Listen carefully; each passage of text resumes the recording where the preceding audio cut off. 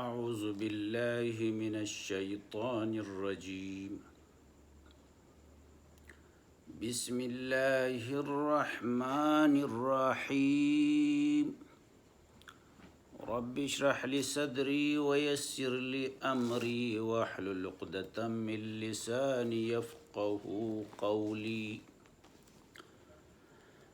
محترم سامعین و ناظرین، درس قرآن حکیم کے سلسلے میں آج سورہ صف کے آیات نمبر 145 سے 148 تک تلاوت اور ترجمہ اور مختصر مفہوم بتانے کی کوشش کریں گے۔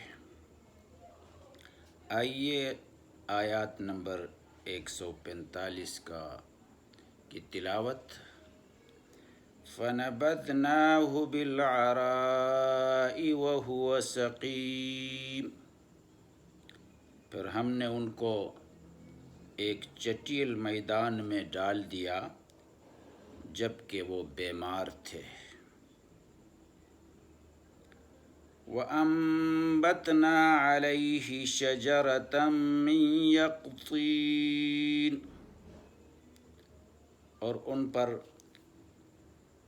کدو کا درخت اگایا، ان پر کدو کا درخت اگایا۔ اور یہ بھی ترجمہ ہو سکتا ہے ان پر بیلدار درخت اگایا۔ وَأَرْسَلْنَاهُ إِلَى 100,000 أَوْ يَزِيدُونَ، اور ان کو 100,000 یا اس سے زیادہ لوگوں کی طرف پیغمبر بنا کر بھیجا، اور ان کو 100,000 یا اس سے زیادہ لوگوں کی طرف پیغمبر بنا کر بھیجا۔ فَآمَنُوا فَمَتَّعْنَاهُمْ إِلَى حِينٍ، تو وہ ایمان لے آئے، سو ہم بھی ان کو دنیا میں ایک وقت مقررہ تک فائدے دیتے رہے۔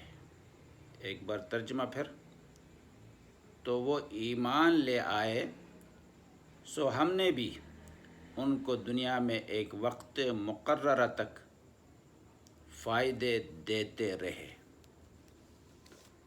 یہ تو ان آیات کا بامحاورہ ترجمہ۔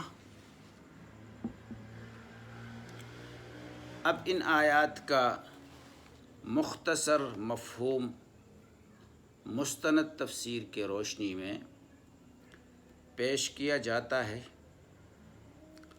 حضرت یونس علیہ السلام مچھلی کی پیٹ میں اللہ تبارک و تعالیٰ کی پاکی بیان کرتے رہے، لا الہ الا انت سبحانک انی کنت من الظالمین، اسی کلمے کو بار بار دہراتے رہے۔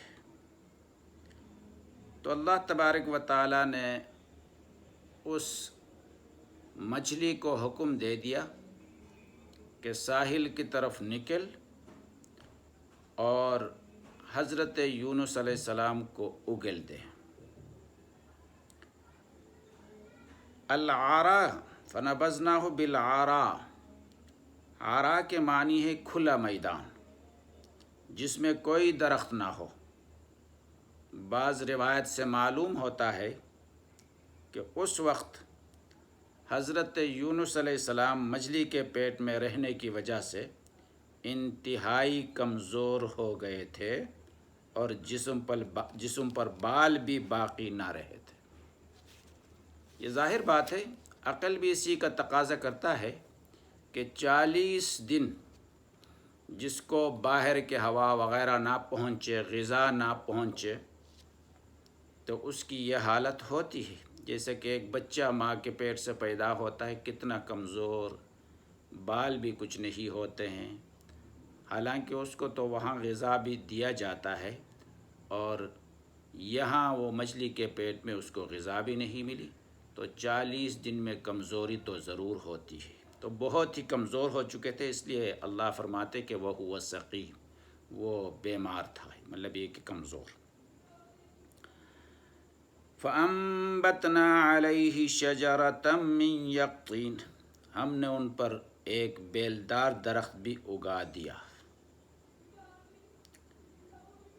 جب حضرت یونس علیہ السلام کو مچھلی نے ساحل میں میدان پر اگل دیا، جو وہاں کچھ بھی نہیں تھے، تو اللہ نے وہاں ایک بیلدار درخت اگا دیا۔ یقطین اس درخت کو کہتے ہیں جس کا تنا نہ ہو، بغیر تنے کے درخت کو یقطین کہتے ہیں۔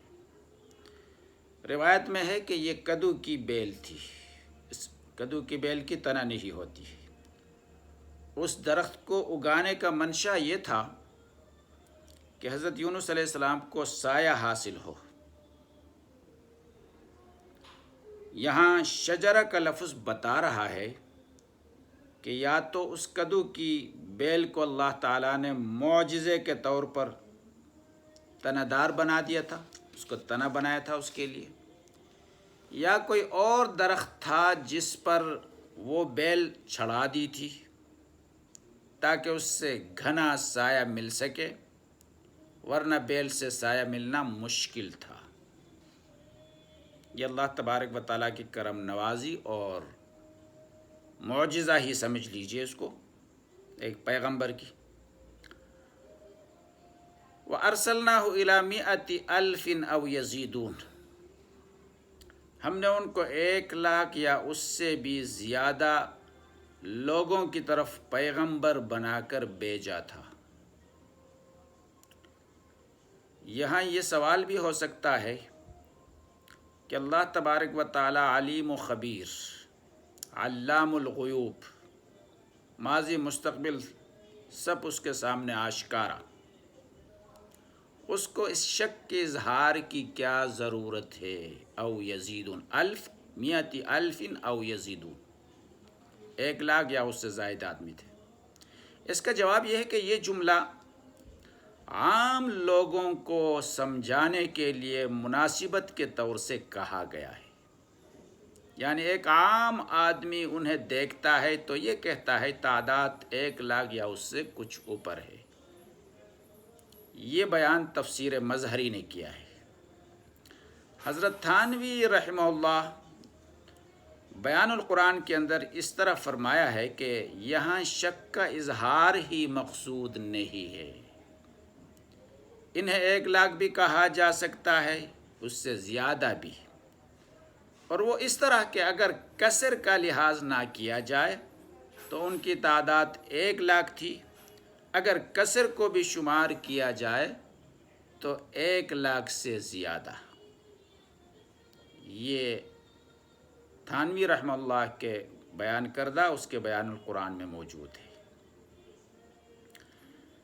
آگے اس میں یہ بھی بیان کرتے ہیں، اگرچہ کل کے بیان میں بھی گزرا ہے یہ کہ اس کو نبوت ارسلناہ الی 100,000 او یزیدون، اس سے بعض لوگ کہتے ہیں کہ اس کو نبوت مچھلی کے پیٹ سے خلاصی کے بعد حاصل ہوا ہے،